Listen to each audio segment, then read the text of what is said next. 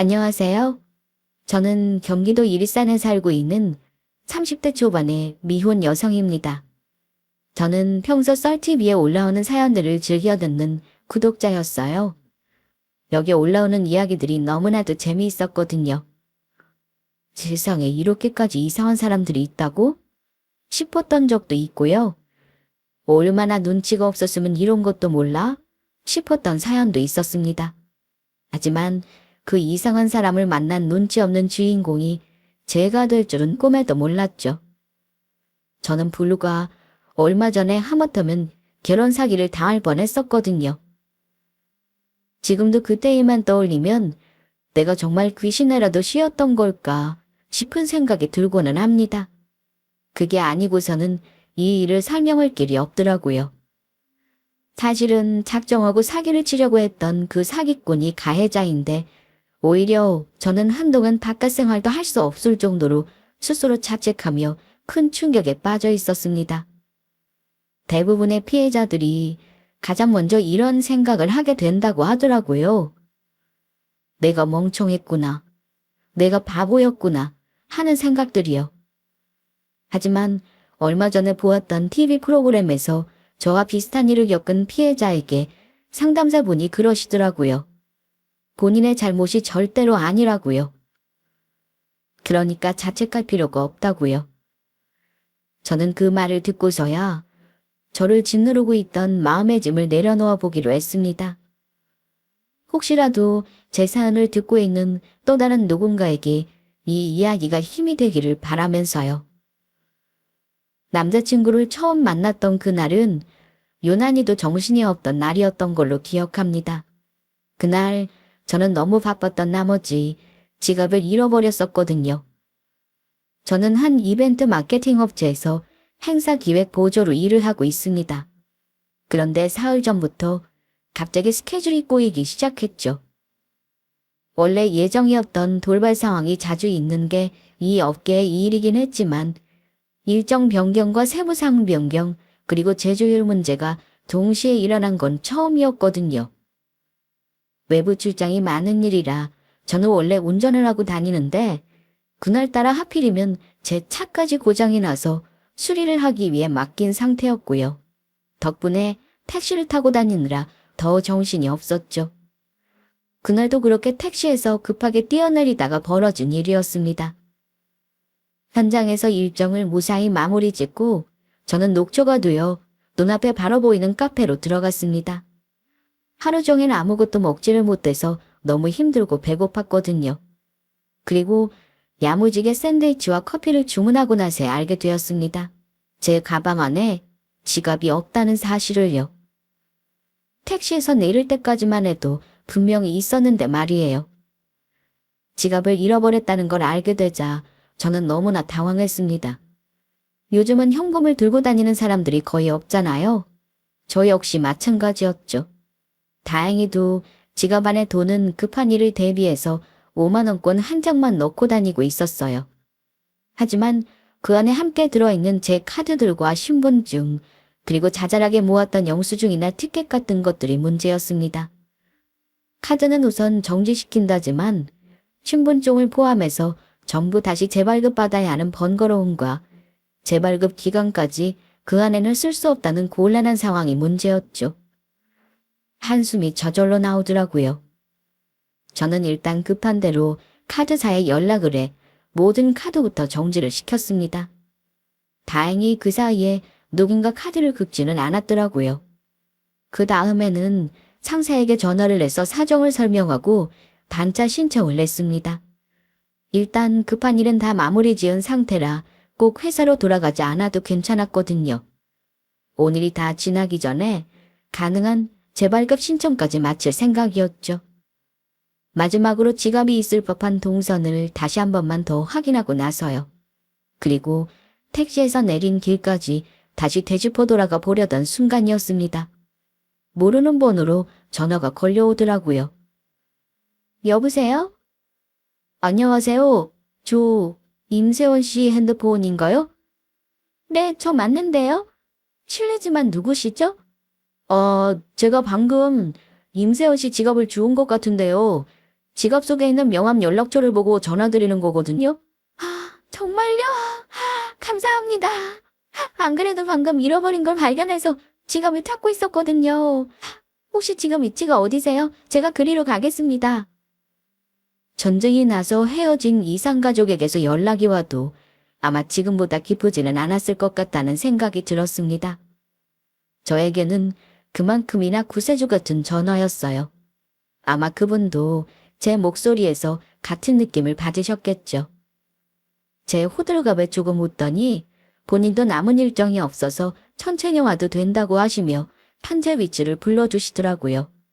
저는 감사하다는 말을 다시 한번 전하고 얼른 그리로 뛰어가기 시작했습니다. 다행히 도보로 가도 5분밖에 걸리지 않은 위치더라고요. 지갑이 발견됐다는 위치를 보니 아마도 택시에서 내리면서 몸을 숙일 때 가방 안에 어설프게 넣었던 지갑이 굴러떨어졌던 게 분명했죠. 단숨에 달려간 한 빌딩 앞에서 저는 훤칠한 키의 한 남성분을 만났습니다. 눈에 띄게 잘생긴 건 아니었지만 누가 봐도 훈남이라고 할 정도는 되는 외모에 웃는 상의 30대 남성분이었어요. 그리고 멀리서 뛰어오는 저를 보자 밝게 웃으시더라고요. 저도 덩달아 같이 조금 멋쩍은 웃음을 지으며 가까이 다가갔습니다. 왜 뛰어오셨어요? 천천히 오셔도 되는데. 지갑이 너무 보고 싶어서요. 1분 1초라도 빨리 만나고 싶더라고요. 그 정도면 뛰어오실 만하네요. 여기 있습니다. 너무 감사합니다. 진짜 생명의 은인이세요. 그리고 사료를 해드리고 싶은데 당장 현금이 이것밖에 없네요. 저는 지갑 안에 있던 5만원권을 얼른 꺼내서 그분 앞에 내밀었습니다. 그러자 그 사람은 깜짝 놀라 손사래를 치면서 다시 제 쪽으로 돈을 밀어내시더라고요. 받아주세요. 제가 뭐라도 드리고 싶어서요. 아니에요. 그래도 이건 너무 큰 돈이네요. 전 그러시면 저 커피나 한 잔 사주세요. 혹시 시간 괜찮으시다면요. 오히려 제가 듣던 좀 반가운 얘기였습니다. 배가 고파서 샌드위치와 커피를 주문하려던 중에 지갑이 없어서 다시 뛰쳐나오게 된 거였으니까요. 저는 알겠다고 고개를 끄덕이고는 얼른 앞장서서 근처에 있던 카페로 들어갔습니다.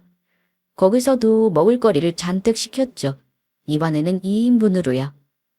그곳에서 저희는 생각보다 오랜 시간을 머무르면서 많은 이야기를 나눌 수 있었습니다. 그런데 여기 근처에서 일하세요? 저는 외근을 나왔거든요. 저는 오늘 모처럼 연차 쓰고 쉬는 날이라 놀러 나온 거예요. 살 것도 좀 있어서요. 저희가 만난 곳은 회사가 몰려 있는 복합 쇼핑몰 앞이었습니다. 출근을 하러 오는 사람, 쇼핑을 하러 오는 사람, 그리고 단순히 카페 맛집 탐방을 하러 오는 사람까지 그 모두가 모이는 곳이었죠. 그런데 아까 연락처를 찾느라고 본의 아니게 지갑을 좀 살펴봤거든요. 혹시 뮤지컬 좋아하세요? 맞아요. 저 뮤지컬 엄청 좋아해요. 티켓 날짜 보니까 최근에도 저도 봤던 공연이더라고요. 저도 그거 좋아하거든요. 제 지갑 속에 곱게 간직해뒀던 뮤지컬 티켓을 보고 하는 이야기였습니다. 뮤지컬계에서 엄청나게 유명한 배우가 출연하는 공연인지라 예매하는 게 수강 시점보다 더 어렵다고 할 정도로 힘들었거든요. 그래서 지난주에 뮤지컬을 보고 와서도 뿌듯한 마음에 한동안 지갑 속에 보관하고 다니고 있는 중이었죠. 사실 지갑 정리를 잘 안 하기도 하고요. 그런데 마침 같은 공연을 봤다니 정말 우연히 겹치는 특이한 인연이다 싶었죠. 우와, 그거 진짜 예매하기 힘들던데 같은 걸 보셨다니 신기하네요. 저 사실 그거 보고 나서 저희 회사에서 받은 초대권 티켓이 또 있거든요. VIP 좌석으로요. 혹시 괜찮으시면 같이 보러 가실래요? 진짜요? 진짜 제가 보러 가도 돼요? 네. 제 주변에는 어차피 뮤지컬 좋아하는 지인이 없어서요. 저도 혼자 보러 가야 하나 싶었는데 잘 됐죠 뭐. 소위 뮤지컬 덕후들 사이에서는 같은 작품을 몇 차례씩 반복해서 보는 게 흔한 일이었거든요. 회차마다 각각 다른 배우가 나오기도 했고 같은 배우가 나오는 회차라고 해도 실시간으로 진행되다 보니 바뀌는 연출이나 새로운 디테일을 발견할 수도 있었고요. 아무튼 저희는 지갑이 2년이 되어서 얼떨결에 뮤지컬을 같이 보러 가는 사이가 되었습니다. 그 귀하고 비싼 공연을 공짜로 봤으니 제가 밥을 또 사는 건 당연했고요. 그러다 보니 또 다른 일정이 생겼고 저는 매주 주말마다 보는 사이가 되어버렸습니다. 말하자면 연애를 시작하게 되었다는 뜻이죠. 왜 정신을 차리니까 우리가 사귀고 있는 거지? 내가 할 소리를 하고 있네. 난 분명히 지갑만 찾아주려고 한 거였는데. 직업만 찾아주려고 한 것 치고는 너무 적극적으로 꼬시던데? 티켓 있다면서 먼저 뮤지컬 보러 가자고 말한 게 누군데? 그러게. 생각을 해보니까 내가 의도적으로 직업을 주어서 너한테 제발 같이 가달라고 빌었던 것 같네? 남자친구와 저는 종종 서로 누가 먼저 반했는지에 대해서 난상 토론을 벌이고는 했습니다. 마지막은 항상 남자친구가 저에게 져주며 끝나는 장난이었죠. 몇 년 만에 시작한 연애는 즐겁고 설렜습니다. 일에 쩌들어 있느라 연애세포라고는 다 죽은 줄 알았는데 나에게도 아직까지 이런 열정이 남아있었나 싶을 만큼요. 제가 윤영이의 가장 좋아했던 책은 어린 왕자였는데 거기에 이런 대사가 있었죠. 너를 4시에 만난다면 나는 3시부터 행복해지기 시작할 거야. 이제야 비로소 그 대화의 진짜 의미를 알 것 같더라고요. 남자친구를 만나는 날은 몇 시간 전부터 설레고 들뜰 정도로 기분이 좋았거든요. 남자친구는 저보다 2살이 많았습니다. 그리고 의대를 졸업하고 서울에 있는 한 대학병원에서 일반 외과의로 근무를 하고 있었어요. 우리가 사귀기 전에 처음 그 사람의 명함을 받고는 눈이 휘둥그레졌었죠. 훈훈하게 생기긴 했어도 절대로 공부를 잘하게 생기지는 않았었거든요. 저도 모르게 의사에 대한 외모적인 편견이 있었던 모양입니다. 이 말을 남자친구에게 했더니 본인도 그런 얘기를 너무 많이 들어서 이제 놀랍지도 않다고 웃더라고요. 그리고 이건 그 사람에게 절대로 말하지 않은 비밀이었지만 저는 나름대로 그 사람의 뒷조사를 했습니다. 저에게 알려준 병원의 인터넷 홈페이지에 들어가서 이름을 검색을 해본 거죠. 그럴 리는 없다고 생각했지만 솔직히 세상에 너무나도 흉흉하니까요. 혹시나 이름이 없으면 어떻게 하지 걱정했던 마음도 곧 진정이 되었습니다. 다행히도 이름이 있더라고요. 남자친구는 레지던트 3년차로 수련 중이었습니다. 처음에는 수능을 망해서 다른 학교 공대에 들어갔다가 의대에 미련이 자꾸 남아 반삼수를 했었다고 하더라고요. 그래서 조금은 늦은 레지던스 생활을 아직도 하고 있었죠. 그런데 왜 하필 외과로 갔어? 수술이 많아서 힘들지 않아? 아무래도 외과가 기피과는 맞지. 그런데 나 성적이 안 좋아서 여기로 온 거 아니야. 나는 처음부터 사람 살리는 수술을 하고 싶었거든. 정말? 내 주변의 의사들은 다들 돈 되는 과에 가고 싶어 하던데. 그런 사람들도 있지 뭐.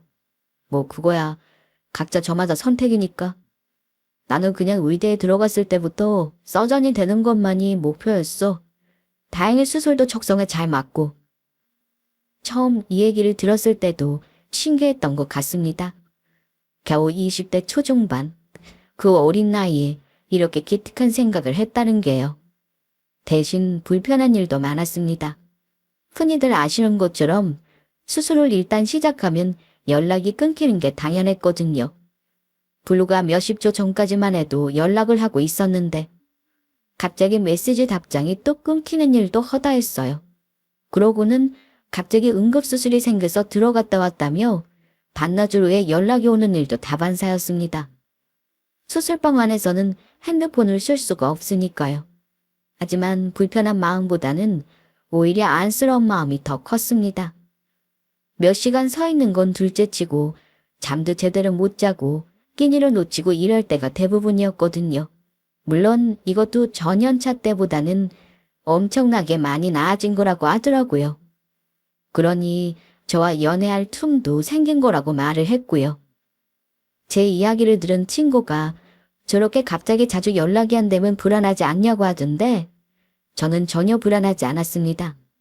갑자기 연락이 안 돼도 그러려니 나중에 수술방에 있었다고 연락이 와도 그러려니 했습니다.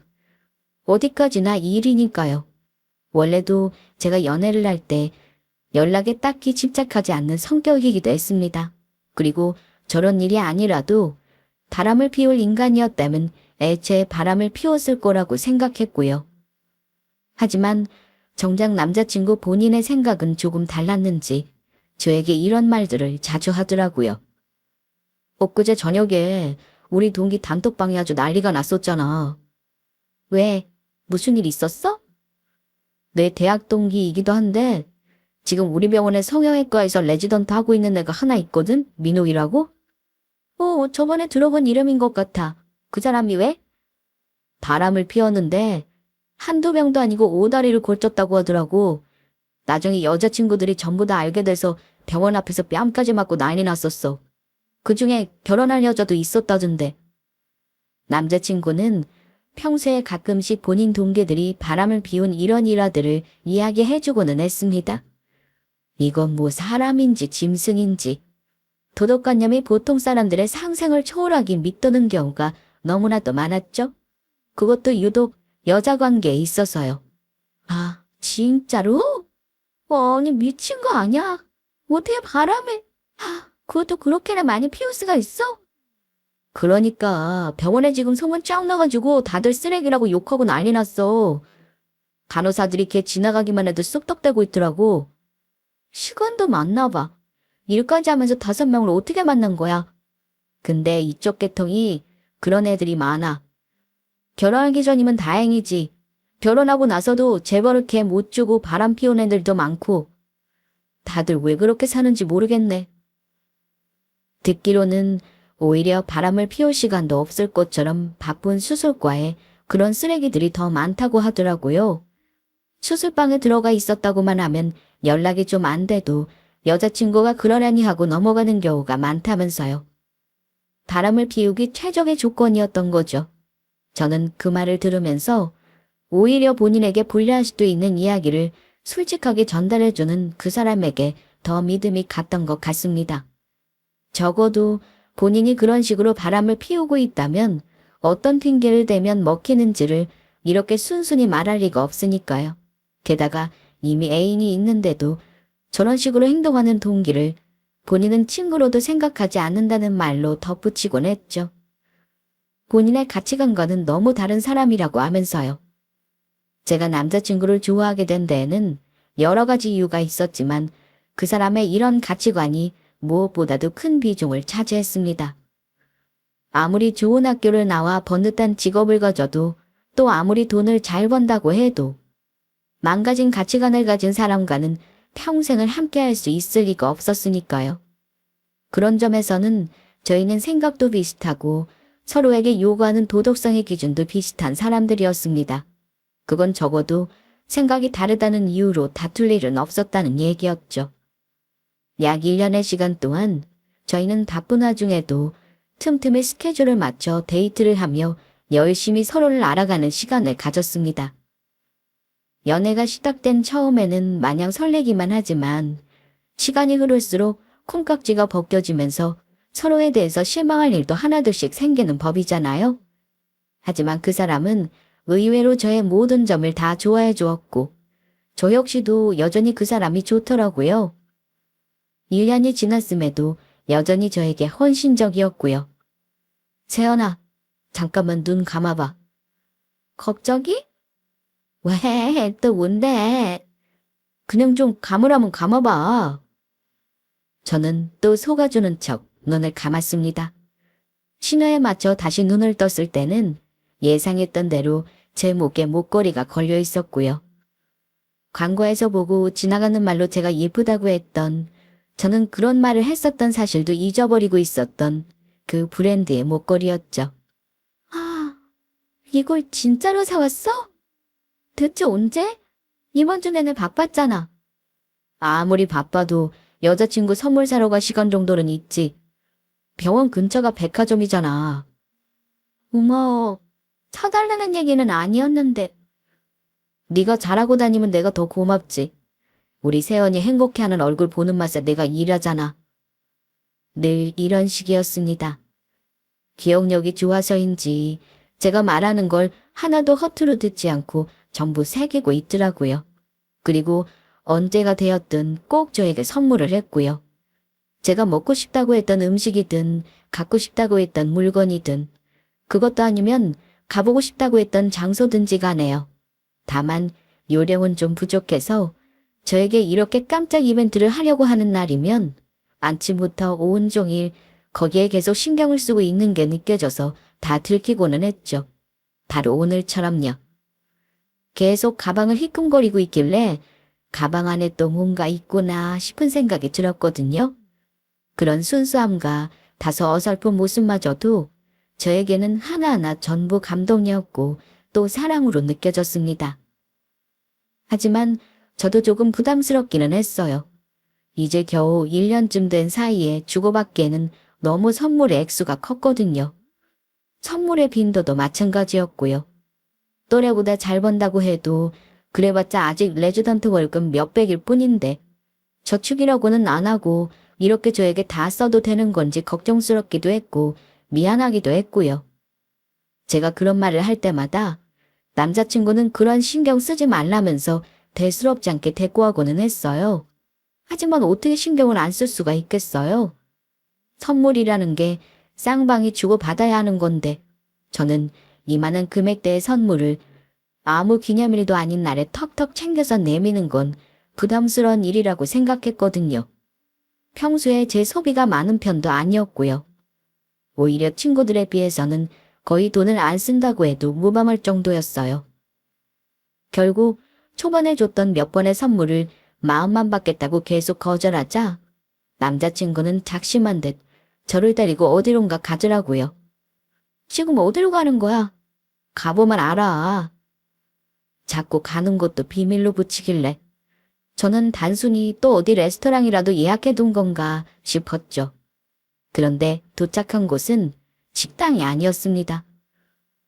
근처로 외근을 나갈 때마다 넋을 놓고 지나가면서 보고는 했던 바로 그 주상복합 아파트였어요.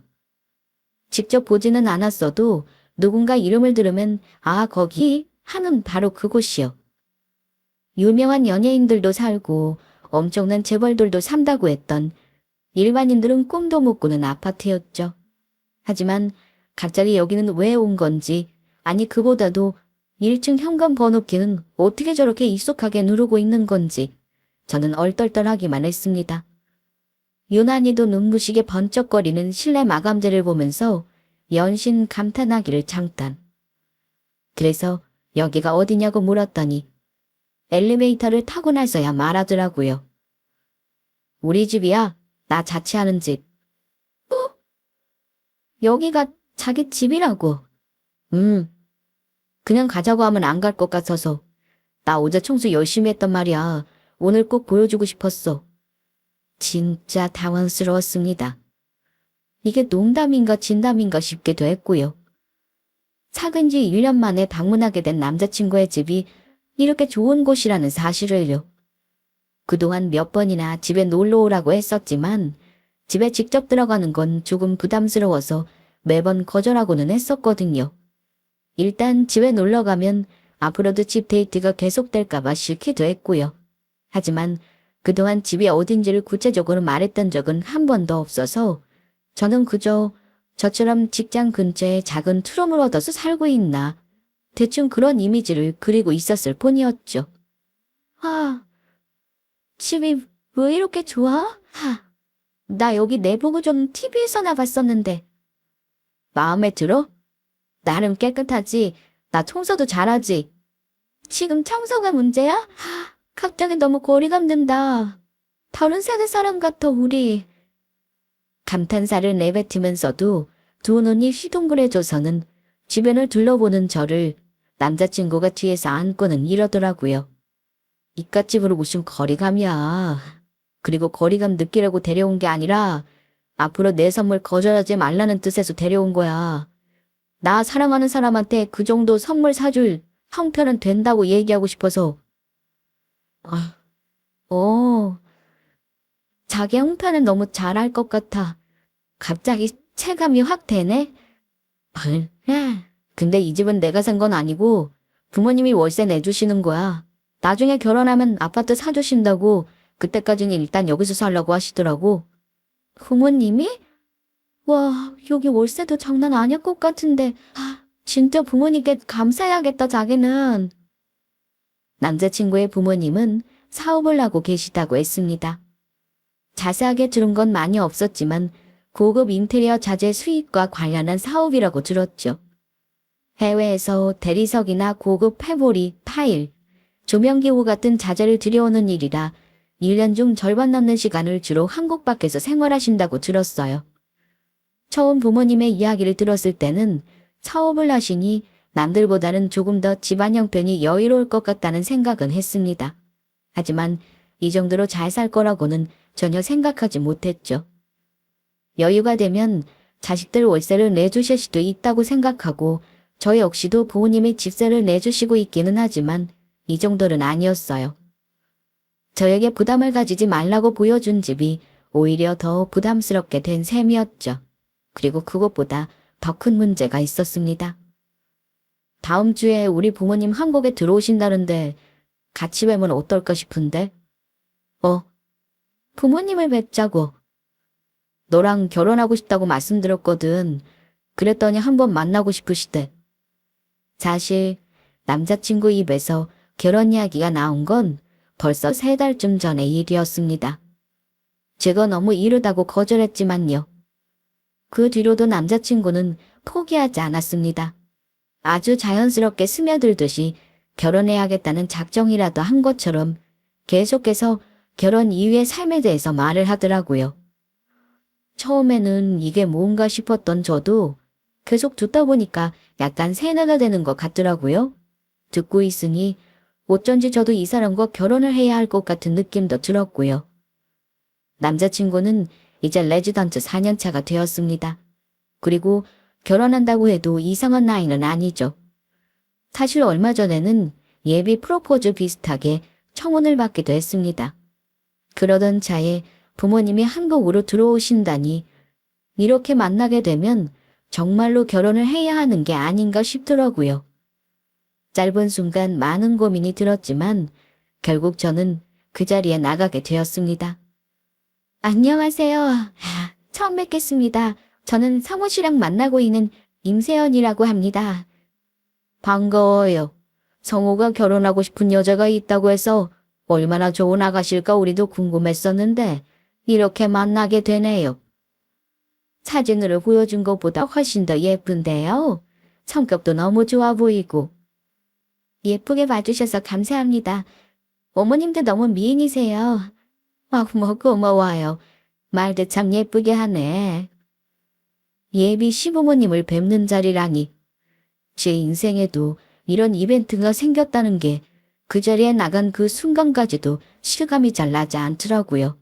너무 긴장했는지 음식이 입으로 들어가는지 코로 들어가는지도 모를 지경이었습니다.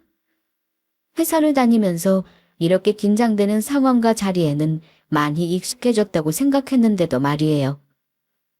남자친구는 그런 저를 눈치챈 듯 테이블 아래로 제 손을 잡아주더라고요. 두 분의 인상은 뭐랄까 엄청 화려하다. 이 말로 정리될 수 있을 것 같았습니다. 정신이 없어서 자세히 살피지는 못했지만요. 제 맞은편에는 화려한 붉은색 원피스에 반짝거리는 액세서리들을 착용한 예비 시어머니와 잘 모르는 제가 봐도 최소한 몇천만 원짜리로 보이는 명품 시계를 찬 예비 시아버지가 계셨습니다. 물론 저희가 지금 앉아있는 이 레스토랑도 평소에 어지간한 기념일로는 엄두도 못 낼 비싼 곳이고요. 다행히도 걱정했던 것과는 다르게 예비 시부모님 두 분 모두 너무 밝으신 성격이셨어요. 저에게도 엄청 잘해주셨고요. 제가 잘 먹지를 못하자 이것저것 먹으라고 권유도 해주셨고 성우한테 제가 아까운 거 아니냐며 농담도 하시더라고요. 예전에 남자친구가 그런 말을 한 적이 있었거든요. 본인 부모님은 어릴 때부터 외국에 나가 계셨고 두 분 다 그곳에서 기반이 잡힌 분이라서 사고방식도 한국 시부모님들과 많이 다르다고요. 어차피 결혼 후에는 잘 만날 일도 없을 거고 며느리를 힘들게 하거나 간섭하거나 하실 분들도 아니라고도 했죠.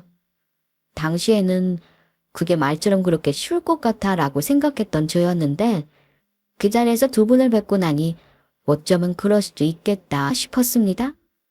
첫인상으로 어쩐지 깐깐하실 것 같다는 제 선입견과는 다르게 말씀하시는 걸 들어보면 너무나도 열린 사고를 가지고 계셨거든요. 즐거운 분위기 속에서 두 분을 뵙고 나서 저는 이 결혼에 대한 마음이 긍정적으로 바뀌었습니다.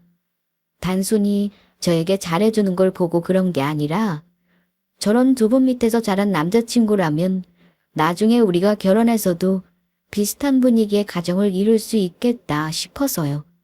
그만큼 두 분이 남긴 인상이 좋았던 거죠. 그렇게 그날의 만남을 계기로 저희는 결혼을 하기로 결정했습니다. 제 결심을 듣고는 남자친구가 얼마나 기뻐했었는지는 말할 필요가 없을 정도였죠. 결혼 준비 과정은 평범했습니다. 남들처럼 정신이 없었다는 뜻이었죠. 요즘은 결혼 준비가 결혼 전쟁이라고 표현하던데 딱 그 말이 맞았습니다. 더군다나 저희 둘 모두 회사를 다니고 있어서 누구 하나의 스케줄이 밀리기라도 하면 대참사가 일어났죠. 결혼식이 원래 그런 거라고 하더라고요. 신랑 신부 두 사람의 스케줄에 맞추는 게 아니라 업체 스케줄에 맞추는 거라고요. 저희는 좌충우돌하면서도 때로는 설레어하며 열심히 준비를 했습니다. 그 와중에 양가 상견례도 무사히 치렀고요. 드라마에서나 나오던 상견례장에서의 불상사는 조금도 없었습니다. 오히려 화기애애한 분위기 속에서 벌써 가족이 된 것처럼 다정한 인사말들이 오갔죠. 모든 것이 다 뜻대로 흘러가는 듯 했어요. 아무 문제도 없이요. 준비 과정에서 저희가 다투지도 않았고 양가에서 저희를 힘들게 하는 일도 없었으며 무리한 예물이나 예단을 요구하지도 않았습니다. 다만 새로운 신혼집을 구하는 문제에서 약간의 의견 차이가 있었습니다. 저는 남들처럼 신혼집을 매매나 전세로 구하는 게 좋을 것 같다고 말했거든요. 하지만 남자친구 쪽에서는 당분간 지금처럼 월세를 살면서 어느 정도 돈을 모은 후에 매매를 하자고 하더라고요. 예전에 시부모님도 당장 큰 돈을 묶어놓을 수가 없어서 월세를 내주시는 거라고 했거든요. 사업하는 사람들은 집에 돈을 묶어두는 것보다 현금을 확보하는 게 더 낫다고 해서요. 그리고 남자친구 역시도 나중에 혹시 모를 개원을 대비해서 대출은 최소한으로 받고 싶다고 했고요. 결국 그것 때문에 자꾸 의견 차이가 생기자 전셋집은 저희 부모님이 해주기로 하셨어요. 부모님이 다행히도 그럴 여유가 되시기도 했지만 일단 먼저 보태주실 테니 나중에 저희가 충분히 돈을 모으거든 갚으라고 하시면서요. 그것도 말이 갚으라는 거지 사실 그냥 주신 거나 다름없었죠. 나중에야 어떻게 되든 일단 주시는 도움은 감사하게 받자 싶었습니다. 그 뒤로는 아무런 문제가 없었어요. 결혼 일주일 전까지는요. 아, 세연씨, 나 성우 엄마예요. 네 어머님, 그동안 별일 없으셨죠? 별일은 없었고 혹시 시간 괜찮으면 잠깐 만날 수 있을까 해서 전화했어요. 내가 근처로 갈게요. 지금이요? 네, 시간은 괜찮긴 한데 무슨 일 있으세요? 무슨 일이냐고 여쭤봤지만 자세한 건 만나서 얘기를 하겠다고 하시더라고요. 결혼 일주일을 앞두고 걸려온 갑작스런 그 전화에 저는 조금 의아했습니다. 이렇게 갑자기 만나자는 것도 그랬지만 예비 시어머니의 목소리가 좀 안 좋아 보였거든요. 그리고 그것보다 더 이상했던 건 전화를 끊기 전에 하셨던 당부 때문이었습니다. 우리가 만나는 건 성우에게는 비밀로 했으면 좋겠다는 그 말씀이요. 저는 온갖 상상을 다하며 잠시 후 예비 시어머니를 만나게 되었습니다. 솔직히 안 좋은 생각이 너무 많이 들더라고요. 제 자취방 근처에서 만나 뵙게 된 예비 시어머니는 안색이 너무 어두워 보이셨습니다. 지금까지 배웠을 때 항상 쾌활하던 그 모습은 온데간데 없었죠. 그리고 약간의 침묵 후에 저에게 뭔가가 적힌 쪽지 한 장을 내미시더라고요. 이게 뭐예요, 어머님? 남자친구의 본가 주소예요. 원래 사는 집이죠. 그게 무슨 말씀이세요? 원래 사는 집이요? 사실 당신이 결혼할 남자는 내 아들이 아니에요. 나는 박성호 씨의 모친 대역을 해달라고 부탁받은 사람이고요. 네? 대역이요? 저는 그 자리에서 아직까지도 믿기지가 않은 엄청난 얘기들을 들을 수 있었습니다. 바로 일주일 후에 저와 결혼할 저의 예비신랑 박성호라는 인간의 실체에 대해서요. 여태껏 제가 만났던 사람은 예비 시부모님이 아니었습니다. 두 사람 모두 다 의뢰를 받은 대역이라고 하더라고요. 그리고 본인들도 너무 자세하게는 모르지만 제 남자친구가 의사도 아니라는 얘기도 들었습니다. 직업도 부모도 모두 속인 거죠. 원래는 두 사람이 모두 결혼식 당일까지 한 번 더 연기를 해준 뒤에 돈만 받고 다시 외국에 나간 척 잠적할 계획이었다고 합니다. 하지만 몇 차례 저와 만나면서 자꾸 양심의 가책을 느껴서 도저히 잠이 오지 않더라고 하시더라고요. 아무것도 모른 채 행복하게 웃고 있는 저를 볼 때마다 자꾸 본인의 딸 생각이 났다면서요. 그러면서 멍하니 앉아있는 저에게 더 자세한 이야기는 여기 적힌 주소로 가면 알 수 있을 거라고 했죠. 저는 덜덜 떨리는 손으로 그 쪽지를 쥐고서는 그 길로 곧장 택시를 잡아탔습니다. 그리고 쪽지 속의 주소로 향했어요. 택시가 도착한 곳은 어느 달동네였어요. 그것도 그 동네에서도 다 허물어져가는 어느 주택의 대문이었습니다. 그 주소가 맞는지 몇 번은 확인했죠. 저는 조심스럽게 대문을 두드렸다가 열린 문을 열고 안으로 들어갔습니다.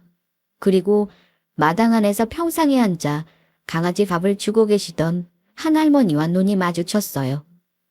처음에는 저를 보고 조금 놀라시던 그분은 곧 뭔가를 짐작했는지 묻지도 않고 어서 들어오라고 손짓을 하시더라고요. 저는 그분을 따라 집 안으로 들어갔습니다. 삐거덕거리는 소리가 흉하게 나는 미닫이 문을 옆으로 열고서 그보다 더 심하게 울리는 마루를 밟고 거실로 들어갔죠? 성우랑 만나고 있는 아가씨죠?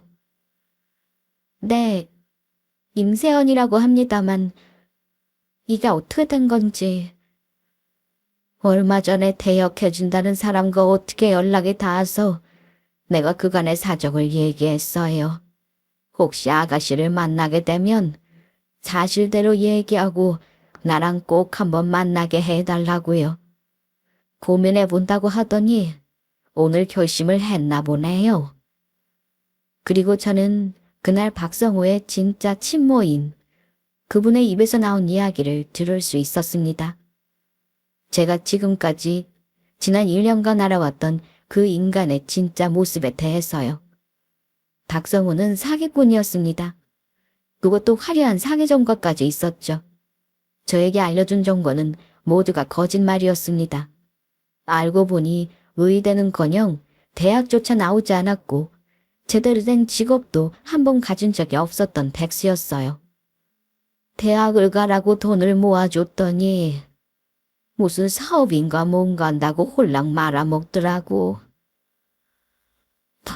그 뒤로 기술이라도 배우라고 시장에서 장사를 해서 번 돈을 또 모아줬는데 그것도 딴 데다가 속아서 말아먹었다고 했어요.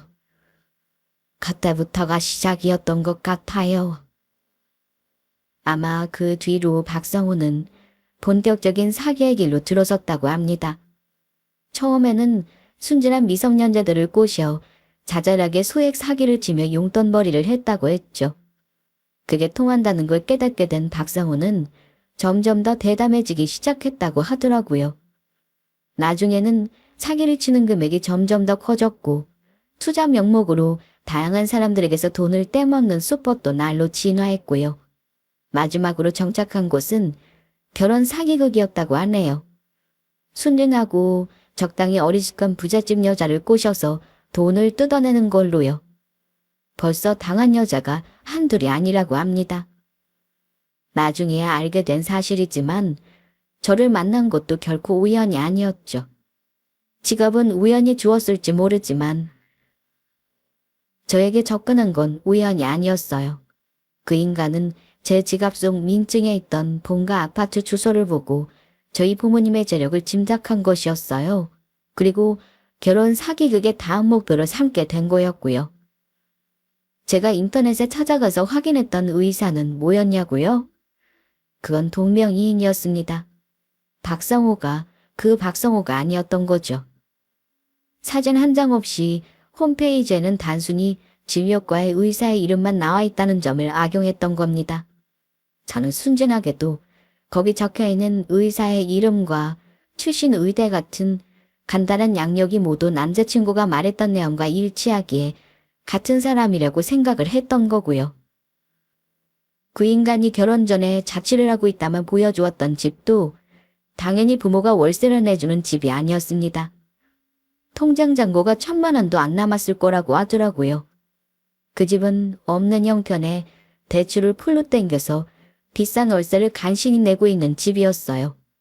당연히 결혼 직전에 보여준 집이니 그것도 몇 달 살다가 방을 뺄 예정이었고요.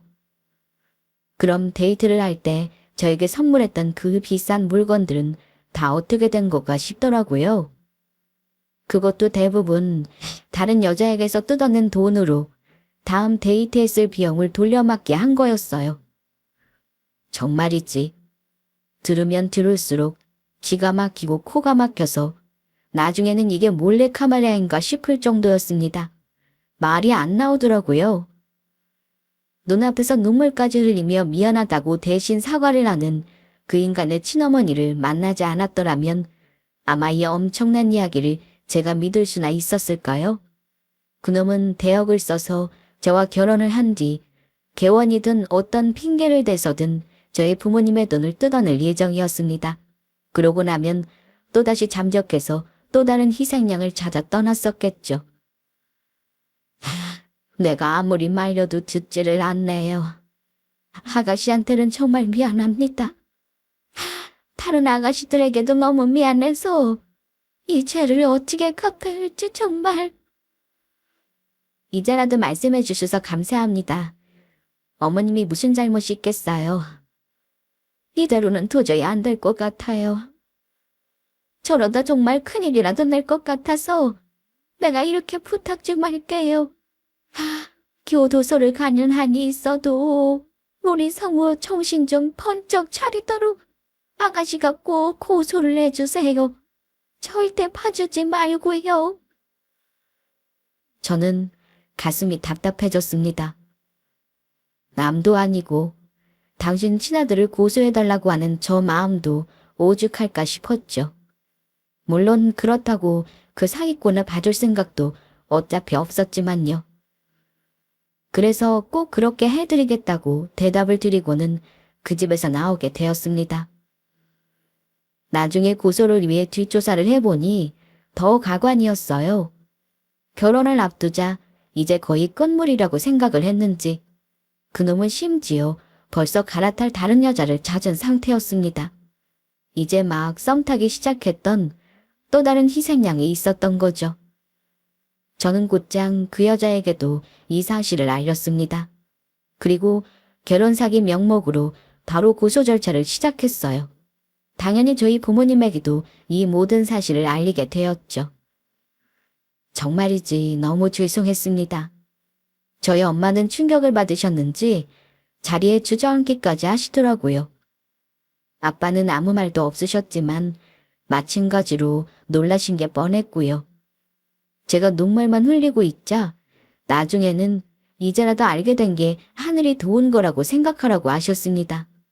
이렇게라도 일단 누구보다 놀라고 상처받았을 딸의 마음을 위로하고 싶으셨던 거죠. 당장 결혼을 일주일 앞두고 생긴 일이라 결혼식을 취소하는 일만도 할 일이 태산이었습니다. 우선적으로 제가 위약금을 먼저 물고 나중에 리스트를 정리해 모두 고소장에 함께 첨부해서 청구를 했죠. 그 인간은 그 사실을 알고 나서 바로 잠적을 했습니다. 고소 사실을 통보하고 처음에는 저를 찾아와 난리를 치거나 혹은 또 다른 거짓말로 이 상황을 무마하려고 하진 않을까 걱정했었거든요. 저희 아버지도 경찰을 미리 부르거나 경호라도 붙여야 하는 게 아니냐고 하셨고요. 하지만 그런 걱정들이 무색하게도 그 인간은 아예 처음부터 존재하지 않았던 것처럼 싹 연락을 끊고 잠적을 해버렸습니다. 물론 그런 전적이 있다는 것도 알고 있었기에 미리 대비를 해서 고소를 하는 데는 전혀 문제가 없었고요. 결혼식을 취소하고 청첩장을 돌렸던 지인들에게도 파혼 소식을 대강이나마 알리고 그리고 재판이 진행되고 끝내는 그 인간이 잡혀서 다시 교도소에 들어가게 되기까지 제 시간은 마치 거기서 멈춘 듯 했습니다. 시간이 너무나도 빠르게 지나가는데 제 삶은 거기서 멈춘 것처럼요. 그냥 웃을 일도 없고 왜 나에게 이런 일이 생긴 건지 이 사실이 믿기지도 않았고 바람만 불어도 눈물이 나오더라고요. 그 뒤로도 저는 한동안 자책의 시간이 빠져 있었습니다. 나는 적어도 절대 사기만은 당하지 않을 거라고 생각했었던 저의 섣부른 오만에도 스스로 화가 날 만큼요. 방문을 걸어 잠그고 그저 죽은 듯이 잠만 자고 일어나서는 또 울다가 멍하니 거리를 걷다가 그리고 또 수면제를 먹고 잠이 드는 날들이 많았습니다. 나중에는 부모님이 너무 걱정을 하셔서 억지로라도 밥을 먹고 아무렇지 않은 척을 해야 했죠. 지금 저를 구원해 준 건 앞서 말씀드렸던 그 상담 프로 속의 대사였습니다. 피해자의 잘못이 아니라는 그 말이요. 제가 너무나도 듣고 싶었던 그 말이었죠. 저는 이제 제 남은 인생과 부모님을 위해서라도 새로운 삶을 살아보고자 합니다. 참, 그리고 얼마 전에 저는 제 인생을 수렁에서 건진 그분을 다시 만났습니다. 이 모든 사실을 알려준 대역 시어머니요. 그분은 저에게 미안하다고 거듭 사과했지만 저는 오히려 감사하다고 말씀드렸어요. 그리고 준비해갔던 약소한 선물도 같이 드렸죠. 상품권 몇 장이었지만 그분의 용기가 아니었으면 지금의 저는 아마 결혼식을 올리고 그 사기꾼과의 행복을 꿈꾸고 있었겠죠. 인생은 때때로 예기치 못한 방향으로 내 기대와는 상관없이 흘러가고는 합니다. 하지만 그 길에도 언제나 다시 올바른 방향을 찾을 기회는 있다는 걸 말씀드리고 싶어요. 여기서 인생이 끝이 아니라는 사실을요. 들어주셔서 감사합니다.